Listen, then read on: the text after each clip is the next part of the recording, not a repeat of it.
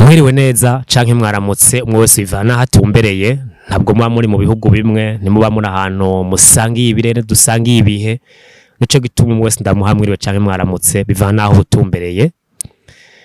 N'umunezero udasanzwe kongera guhura namwe, kongera kuganira namwe, kongera gusangira video namwe, mwumve yuko ndabiryoherewe. N'umunezero udasanzwe kuri jewe, biba binyoheye cane. Rero nizere ko mumeze neza muri rusangi. Nahanje ndashima meze neza uko biri kose, mbashimira Imana, muravyumva. Ndashimira Imana kubera kuba nshobora kuba ndiko ndavuga, kuba ndashobora kuba navyutse mpema meze neza nkakora ino video. Amateka abaraye Imana, muravyumva mwese, nta kindi atari kwishimira no kwininahaza. Namwe nizere ko mumeze neza. Nkaba nitwa Apollinaire Nikampaye, chaîne yanje ikaba yitwa Apo Business. Ni chaîne ncisha kama video atandukanye ajanye n'ikibano, inyigisho zitandukanye zo kwiteza imbere, entrepreneuria, motivation, ama video yo gutera intege, ama video yo kuremesha, kuburusha kuba uri nko mu bihe bibi. Mwumve neza yuko ari chaîne macisha kama video ashaka kugirira akamaro, agirira akamaro mugenzi wawe, inshuti zawe, muravyumva neza. Uno munsi rero nkaba ngiye gusangira namwe video ivuga abantu bane utogirira icizere. Mu kanya gato ntatevye, karibu cane.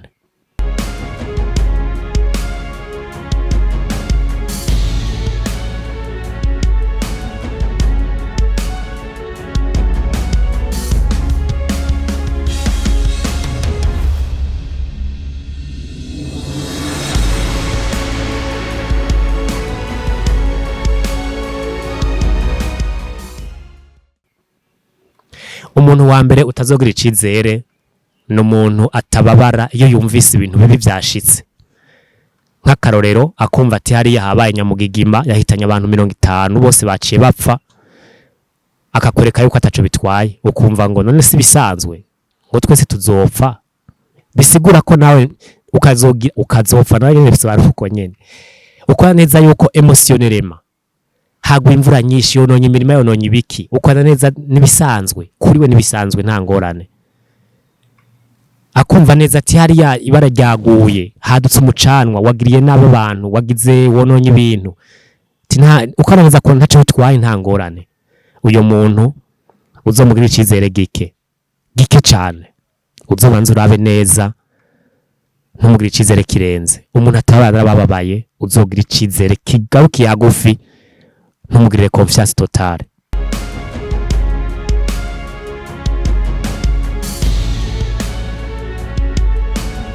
Ubundi umuntu wa kabiri utogirira icizere birenze n'umuntu w'urusaku rurenze. Umuntu avuga abantu iyo muhuye, mbega ngurazi ngo Mathias hariya, ngurazi ngo Michel, ngurazi ngo Joel, ngurazi ngo Esperance, ngurazi ngo nde, ngo bagize ibi nibi, ngo bameze ukunuku, ngo ariko akora ngo ibintu hariya, ngo mugabo ngo wapi nta mutahafise azohomba. Nabonye ariko aragenda hariya, ariko araganira umuntu w'umutegetsi, ariko ntiyamwakiriye neza, yamusuzuguye kubera yari yambaye nabi. Misi yose inkuru z'ibihuha, inkuru z'urusaku, kandi inkuru zo kuganira kenshi ziba ari inkuru zivuga ibi. Ntazoza kubara ati ndaryohewe cyane kubera ko numvise yuko Eveline hariya yateye imbere, yaguze imodoka, yarose akazi. Ivyo ntazo bikubwira. Akora ibintu bibi vyabaye ku bantu, ku nshuti zawe canke ku nshuti ziwe, ku bagenzi muhuriye, kuko kenshi bari umugenzi mugendana, ariko akuzanira amakuru ibintu bibi vyabaye ku bantu. Umenye neza ko nawe ashikiriye abandi avuga ivyo nyene, nawe urusaku avukubwira wewe. Iyo ashikiriye abandi avuga urusaku gwa nawe nyene akarubabwira. Rero umuntu misi yose agerageza kuzana inkuru zitandukanye, akageranya hariya akegeranya hariya, zose akegeranya agaca kuzanira, menya ko nawe hari abandi bantu ajana inkuru ziwawe akaza kuzibabwira. Si wewe gusa abwira ivy'abandi, nawe ivy'iwawe arabibwira abandi bantu, kuko urumva ababizi, aba ari umugenzi. Umuntu ategereza inkuru nimwe y'ikintu ciza cabaye, ntazovuga ati ndaryohewe kubona ko mugenzi wacu naka yarose akazi, yashomereye imyaka myinshi, ni ibintu vy'amateka, ndabiryoherewe. Oya, azokora ati naka yatakaje akazi, kandi agaca twenga. Naka yatakaje akazi, naka aragwara mu bitaro, ivyo bikamuryohera, ko araza ko bimuryoheye. Naka bahebanye, uzi ukuntu bari bahora bishima. Ivyo vyose nyene kuba nyene urumva nyene azana izo nkuru nyene zizi ibintu bibi vyabaye, ariko bikaza nyene ari umuntu mbere yo kubitwenga, kandi ukona ko abiryoherewe. Umuntu nk'uyo nta cizere kirekire wo mugirira ku bwanje, wogira de limite ukagira aho ugarukira, kubera ntavuga by'abandi bantu gusa, nabwo warabivuga ntashobora kubisigaza inyuma, uravyumva nawe ashikiriye abandi acavuga ivy'iwawe navyo.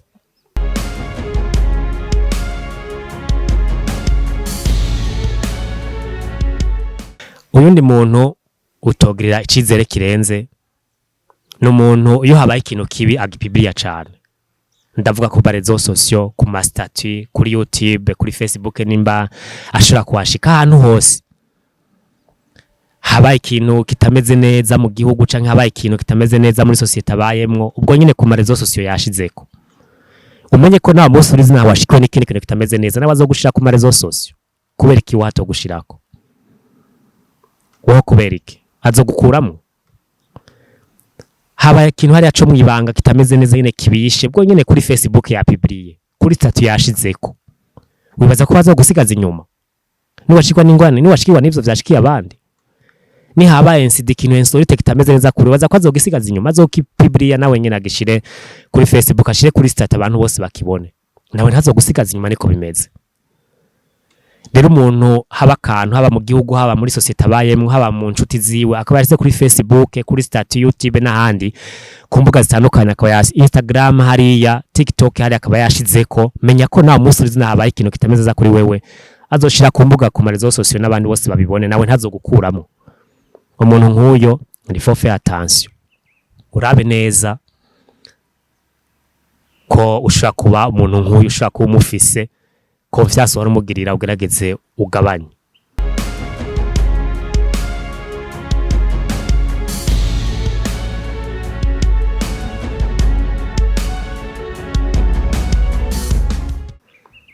Uyu ni umuntu utokwizejana kwijana, n'umuntu yama gushimagiza. Mumbabarire cyane, ashaka kuvuga uti umuntu agushimagiza yewe uvuga yuko utomugira confiance gute?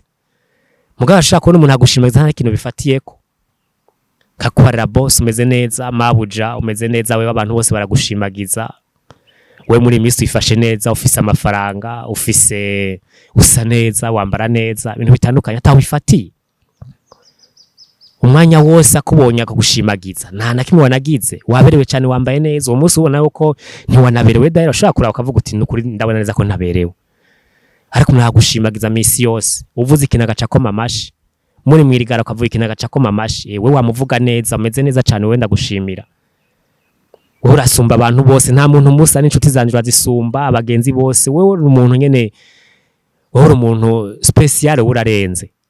Ariko kesho bafise ikintu ariko ararondera, urabe neza yuko atari impamvu inyegeje inyuma. Suzuma neza urabe ko kuno muntu nta kintu anyitezeko, nta kintu ariko arandonderako, nta mafaranga ndonderako, nta bugenzi bunda ndonderako, nta service ndonderako. Kuko hari umuntu yera gushimagiza uko neza ko uvuguze uti bino bintu vraiment ntavyo ndiko ndumva neza. Umwanya wose aragushimagiza, umwanya wose ko muhuye ntagiye atavuze mu byo gushimagiza. N'urukundo ni iki? Urabe neza yuko hatari ikintu shinyegeza inyuma, hatariho inyunga ariko ararondera, hatariho profit ariko ararondera kuri wewe. Kumbure niya ironka bizogabanuka, natayironka niya ironka bizogabanuka canke bizokomeza, natayironka naho muzoheba nazorekana azoza gushimagiza. Mugabo urabe neza koko no muntu ashimagiza atakina nyitezeko. Hari umuntu agushimagiza ko neza ko agushimagiza ataho bifatiye. Umwanya wose, isaha yose muhuye, imisi yose mubonanye, message akwandikira no gushimagiza. Koko nta nyunga bayiteze inyuma yavyo, ntaca kurondera koko, nta profit yiteze. Raba neza yuko ata profit abayiteze. Usanze ariho profit, kweza ukamenya neza, ukaraba neza yuko ukabigendera kure, ugasuzuma nimba koko arica kwitezeko canke ataca kwitezeko, wewe nyene naho kubiraba neza. Nabo bantu baba bameze nkuko bashika bane, banifuza yuko nifuje kudusangira no munsi muri no video yanje. Naho kuraba neza ko abantu bane nawe bashaka kuba ari ivyo, ariko muri vyose naho kuraba neza, kubera simba ndiko ndagufatira ingingo, urasubiramwe nawe ukihweza neza, ukarabanya ugafata ingingo ibereye, ugakurikiza umutima wacu kubwira. Jewe dusangira ivyumvye, ariko simfata ingingo mu kibanza ciwawe. Mwumve neza ko ndabashimira kuba tubana misi yose, kuba tubana mu biganiro bitandukanye. Nkabatumiriraho ko utaragira sabone, birashoboka ukagira sabone ntaco bitwaye, ukagira na like, amamega mamu yafise n'ubundi birantera intege kandi bikanyohera cane. Ahanje tuzosubira naho ubutaha mwakoze cane.